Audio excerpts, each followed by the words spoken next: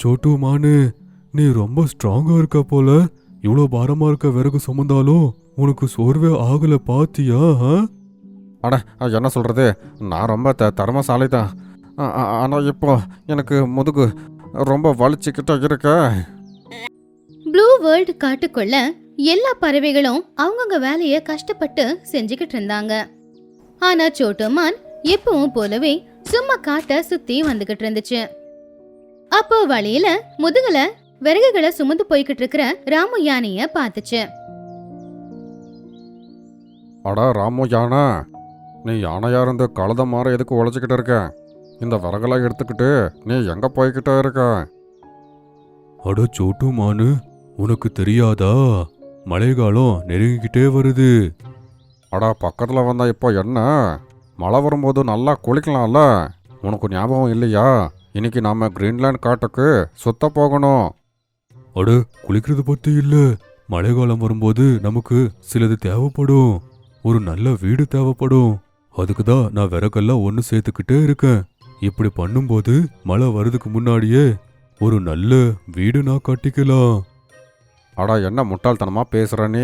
2 மாதத்துக்கு அப்புறம் வர அந்த மழை காலத்துக்கு இப்போவே யோசிக்கணுமா? என்ன ஆகுமோ அப்போ பார்த்துக்கலாம். எப்படி வேணா நீ யோசிச்சுக்கிட்டே இருக்கலாம், என்னால இருக்க முடியாது. ஏன்னா மழை காலம் வரும்போது கஷ்டப்படணும் நாம. அதுக்கப்புறம் வேணா நாம போய் சுத்திக்கிட்டு வரலாம். முதல்ல இருக்கிறதுக்கு சாப்பிட்றதுக்கு யோசிக்கணும். அப்படி சொல்லி ராமு யானை அங்கிருந்து போயிடுச்சு. மொட்டா பையன், சரி நான் மிங்கு முயல்கிட்ட நான் போகிறேன். அப்படி சொல்லி சோட்டுமான் மிங்கு முயல் வீட்டுக்கு போச்சு. ஆனா வழியிலேயே அது மிங்கு முயல பாத்துச்சு. அப்ப சோட்டு பார்த்தப்போ மிங்கு முயல் கையில நிறைய கேரட்களை எடுத்துக்கிட்டு அதோட வீட்டுக்கு போய்கிட்டு இருந்துச்சு. அடா மிங்கு, என்ன ஆச்சு? காலங்காத்தில் பசிச்சுக்கிட்டே இருக்க உனக்கு. உனக்கு தெரியாதா, இன்னைக்கு ட்ரீம்லேண்ட் காட்டுக்கு நம்ம சுத்த போகணும். இல்ல இல்ல, எனக்கு பசிக்கல. இந்த சாப்பாட நான் ஒன்று சேர்க்க போய்கிட்டே இருக்கேன். அடா ஒன்று சேர்க்குறியா? ஆமாம், எங்கே? அட மழை காலம் வரப்போகுது இல்ல, அப்போ தண்ணி வந்துச்சுன்னா வீட்டிலிருந்து நம்ம வெளியே கூட வர முடியாது. அதனால முதலையே சாப்பாடு ஒன்று சேர்க்கிறேன். ஏன்னா மழை வரும்போது நான் பசியால் இருக்கக்கூடாதுல்ல. அடா எல்லாருக்குமே என்ன ஆச்சு? எல்லாருமே மழையா பார்த்து பயந்துக்கிட்டே இருக்கீங்க அப்படின்னு புலம்பிக்கிட்டு அது முன்னாடி போச்சு. அது எந்த விலங்கு பறவைகள் கிட்ட போனாலும் அவங்க எல்லாரும் மழைக்காக முன்னெச்சரிக்கையா பண்ற வேலைகளை பார்த்துச்சு. கடைசியில அது ரொம்பவும் சோர்வடைஞ்சு அதோட குகைக்கு திரும்ப வந்துருச்சு. விடு, இன்னைக்கு நாம சுற்றி பார்க்க முடியாத போல. பரவாயில்ல விடு, நாம மற்ற நாள் சுற்றி பார்த்துக்கலாம். இன்னைக்கு நான் நல்லா தூங்குறேன் அப்படின்னு சொல்லி சோட்டுமான் தூங்க ஆரம்பிச்சுது. அடுத்த நாள் காலையில அது எழுந்திருச்ச உடனே அது மறுபடியும் ராமு யானை கிட்ட போச்சு. அட யானை, எங்க போய்கிட்டே இருக்க? நான் இன்னைக்கு கூட விறகு எடுக்க போறேன். இன்னும் நிறைய விறகு நான் ஒன்னும் சேர்க்கணும். அத கேட்டு மான் யோசிச்சுது. நானும் ஒரு வேளை உதவி பண்ணோன்னா கிரீன்லேண்ட் காட்டுக்கு சுற்றி பார்க்க போகிறதுக்கு கண்டிப்பாக என் கூட இவர் வருவார் போல. அட ராமு யானை, நானும் உனக்கு உதவி பண்ணலாமா? சொல்லு. அடேங்கப்பா, நீயும் கூட விறகு எடுக்கிறதுக்கு எனக்கு உதவி பண்றியா? நான் தயாராக இருக்கேன். மான் யானை கூட போச்சு. கொஞ்ச நேரத்துக்கு அப்புறமா அவங்க 2 பேரும் திரும்ப வந்தாங்க. யானை தன்னுடைய முதுகுல நிறைய விறகுகளை சுமந்துக்கிட்டு வந்துச்சு. மானும் அதோட முதுகுல கொஞ்சம் விறகுகளை சுமந்துக்கிட்டு வந்துச்சு. வா சோட்டு மானு, நீ ரொம்ப ஸ்ட்ராங்கா இருக்க போல. இவ்வளோ பாரமா இருக்க விறகு சுமந்தாலும் உனக்கு சோர்வே ஆகல பாத்தியா? அட என்ன சொல்கிறது, நான் ரொம்ப திறமசாலி தான். ஆனால் இப்போ எனக்கு முதுகு ரொம்ப வலிச்சுக்கிட்ட இருக்க. அவங்க 2 பேரும் யானையோட வீட்டுக்கு போனதுமே சோட்டு மானோட முதுகுல இருக்கிற விறகை எடுத்துட்டு போய் யானை அதோட விறகுக்கு பக்கத்துல வச்சது. உனக்கு ரொம்ப ரொம்ப நன்றி மானு. அட இதை என்னோட கடமை. நான் இன்னும் அதிகமான குச்சியெல்லாம் எடுத்துகிட்டு வந்திருப்பேன். ஆனால் முயல் ஏதோ வேலையாக என்னை சீக்கிரமாக கூப்பிட்டேன். நான் அங்கே போய்கிட்டே இருக்கேன். கண்டிப்பா போயிட்டு வா. போ. நான் போயிட்டு வரேன். அப்படி சொல்லி மான் அங்கிருந்து போயிடுச்சு. ஐயோ கடவுளே, நல்ல வேலை போய் சொல்லி நான் தப்பிச்சிட்டு இங்கே வந்துட்டேன். இல்லைன்னா இன்னொரு வாட்டி யானை கூட போயிருந்தோம், முதுகு வலியால் என் உயிரே போயிருக்கும். மான் முயலோட வீட்டுக்கு போனப்போ முயலும் எங்கேயோ போய்கிட்டு இருந்துச்சு.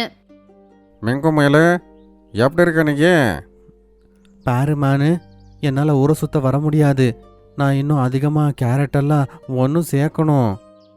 அடாடா இல்லைப்பா, நான் கூப்பிட வரல, நானும் உனக்காக உதவி பண்ண வந்திருக்கேன். வா வா, நானும் கேரட்டெல்லாம் ஒன்று சேர்க்குறேன்.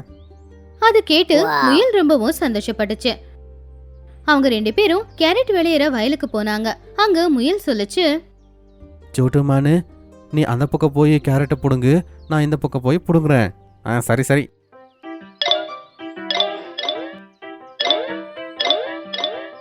அவங்க 2 பேரும் கேரட்டை எடுத்தாங்க. முயல் நிறைய கேரட்டை மானோட முதுகுல கட்டி வச்சது. அதுக்கப்புறம் அதோட கையில கொஞ்சம் எடுத்துக்கிச்சு. அட இருங்க, இப்ப உங்களை என்ன பண்றேன்னு பாருங்க. ஒரு விவசாயி வந்து மான குச்சியால 2 அடி அடிச்சான். ஐயோ சாக போகிறேன். மான் முயல் 2 பேருமே அங்கிருந்து வேகமா அந்த விவசாயி கிட்ட இருந்து தப்பிச்சுக்கிட்டு ஓடி வந்துட்டாங்க.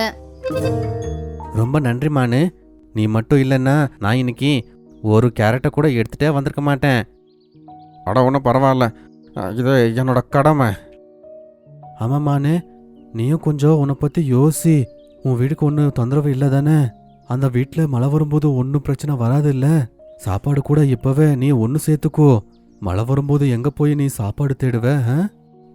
என்னோட குகை ரொம்ப உயரத்தில் இருக்கு, அது வரைக்கும் தண்ணியெல்லாம் வரவே வராது. அப்புறம் சாப்பாடு அதை அன்னைக்கு நான் பார்த்துப்பேன். இப்போ டென்ஷன் ஆகி மைண்டெல்லாம் நான் பாழாக்க மாட்டேன் தெரியுமா? எங்களுக்கு தப்பிச்சு போடா, இல்லைன்னா மறுபடியும் கேரட்டை போடுங்க கூட்டின்னு போவேன். மான் இந்த மாதிரி ரொம்ப அலட்சியமா தான் வாழ்ந்துகிட்டு இருந்துச்சு. ஆனா 2 வாரத்துல மழையும் பெய்ய ஆரம்பிச்சுது. காட்டுல எல்லா இடத்துலயுமே தண்ணி நிறைஞ்சிருந்துச்சு. நிறைய மரங்களும் விழுந்து போச்சு, நிறைய வயலும் வீணா போயிடுச்சு. ஆனா மான் அதோட குகையில உக்காந்துக்கிட்டு சிரிச்சுக்கிட்டு இருந்துச்சு. எல்லாருமே கஷ்டத்தில் இருக்காங்க, ஆனால் எனக்கு கஷ்டம் வரவே வராது. ஏன்னா என்னோட குகை ரொம்ப உயரத்தில் இருக்கு. பாதி காடு முழுகினாலும் என் குகைக்கு மட்டும் தண்ணி வரவே வராது. அப்போ அதுக்கு திடீர்னு ஏதோ சத்தம் கேட்டுச்சு. அட, என்ன சத்தம் இது? அது பின்னாடி திரும்பி பார்த்துச்சு. அப்ப தண்ணி வேகமா அதோட குகைக்குள்ள வந்துகிட்டு இருந்துச்சு. அட, என்ன இது? என் குகைக்கு தண்ணி வரவே முடியாது. அப்படி இருக்கும்போது தண்ணி எங்கிருந்து வந்துக்கிட்டே இருக்கு? அப்படின்னு சோட்டு யோசிச்சுக்கிட்டு இருக்கும் போதே திடீர்னு ரொம்ப வேகமா தண்ணி அதோட குகைக்குள்ள வர்றத அது பார்த்துச்சு. ஐயோ கடவுளே, ஓடா ஓடு. அது அந்த தண்ணியில இருந்து தப்பிக்கிறதுக்காக குகையை விட்டு வெளியில ஓடி வந்துச்சு. அப்போ வேகமா அடிச்சுக்கிட்டு வந்த தண்ணி அதோட குகையை தாண்டி வெளியில வந்துச்சு. அந்த குகை இப்ப பாக்குறதுக்கு ஏதோ ஆறு மாதிரி இருந்துச்சு. அந்த அளவுக்கு தண்ணி வேகமா வந்துகிட்டு இருந்துச்சு. அட, என்ன நடக்குது? என் குகையிலிருந்து எப்படி இப்படி தண்ணி வந்துக்கிட்டே இருக்கு? அப்படி சோட்டு யோசிச்சுக்கிட்டே அங்கிருந்து முன்னாடி போச்சு. மழை பெஞ்சுக்கிட்டே இருந்ததுனால சில்லுன்னு காத்து வீசினதுனால அதுக்கு கொஞ்சம் கொஞ்சமா உடம்பு முடியாம போச்சு. அது நிறைய விலங்குகளையும் பறவைகளையும் பார்த்துச்சு. எல்லாரும் அவங்கவுங்க வீட்டுல நிம்மதியா இருந்தாங்க. ஏன்னா மழை வர்றதுக்கு முன்னாடி அவங்க தேவையான ஏற்பாடுகள் எல்லாத்தையுமே பண்ணிட்டாங்க. ஐயோ, இப்போ நான் இருக்கிறதுக்கு ஏதாச்சும் இடத்த நான் தேடி ஆகணும், இல்லைன்னா என்னோட நிலைமை என்ன ஆகும்? அது நிறைய பேர்கிட்ட போய் உதவி கேட்டுச்சு. ஆனா யாருமே சோட்டுவுக்கு உதவி செய்யவே இல்லை. கடைசியில சோட்டுமான் முயலோட வீட்டுக்கு போச்சு. அடமானு, நீயா மழை காலத்தில் எதுக்கு இவ்வளோ கஷ்டப்பட்டே இருக்க? இந்த கஷ்டத்துக்கு காரணம் நான் தான். எல்லா விலங்குமே எனக்கு எடுத்து எடுத்து சொன்னாங்க, மழை வரப்போகுது, என்னென்ன வேணுமோ எல்லாத்தையும் ஏற்பாடு பண்ணிக்கோன்னு சொன்னாங்க. ஆனால் நான் கேட்கவே இல்லை. ஆனால் இப்போ பாருங்க, என் குகையிலையும் தண்ணி வந்துடுச்சு. என்கிட்ட சாப்பிடக்கூட ஒன்றுமே இல்லை. காலையிலேருந்து பசியால் துடிச்சிக்கிட்டே இருக்கேன். அட மான் நண்பா, சாப்பாடு பற்றி நீ எதுக்கு கவலைப்படுற? நான் கேரட்டெல்லாம் ஒன்று சேர்க்கும்போது நீ தானே எனக்கு ரொம்ப உதவி பண்ண. அப்படி இருக்கும்போது உன்னை பட்னியா நான் விட்டுருவேனா? அப்படின்னு சொல்லி முயல் நிறைய கேரட்டை கொண்டு வந்து சோட்டுவுக்கு கொடுத்துச்சு. அதை பார்த்து சோட்டு அந்த முயலுக்கு நன்றியை தெரிவிச்சுட்டு, அதுக்கப்புறமா கொஞ்சம் கேரட்டை எடுத்து சாப்பிட ஆரம்பிச்சுது. உன்னோட குகையில எப்படி தண்ணி வந்துச்சு? இப்போ எனக்கு புரிய வருது. என்னோட குகை ரொம்ப உயரத்தில் இருக்கு. ஆனால் குகையோட இன்னொரு பக்கம் ஒரு நதி இருக்குல்ல, அதோட கரையிலேயே இருக்கு. மழை நல்லா பெஞ்சதுனால அந்த நதியோட தண்ணி அதிகமாயிருக்கும். அந்த வழியில தான் குகைக்குள்ளே தண்ணி வந்திருக்கு. நேரம் கிடைக்கும்போது நான் அதை மூடிருந்தா இப்படியெல்லாம் ஆயிருக்காது.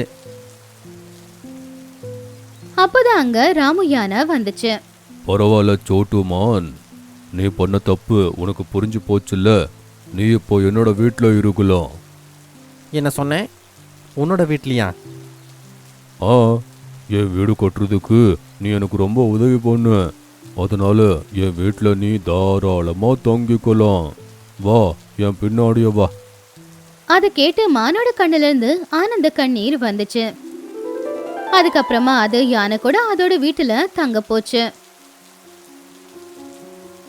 யானை விறகுகளை வச்சு ஒரு அழகான வீட்டை கட்டி இருந்துச்சு. அதுக்குள்ள அவங்க 2 பேரும் சந்தோஷமா இருந்தாங்க. மானுக்கு அப்பதான் அறிவு வந்துச்சு. அது அப்பவே முடிவெடுத்துச்சு, அடுத்த வருஷம் மழை காலம் வரதுக்கு முன்னாடி எல்லாம் தேவையான முன்ஜாக்கிரதையை எடுக்கணும். இல்லனா மறுபடியும் இதே மாதிரி மழையில நமக்கு தவிக்க வேண்டியது வரும்னு.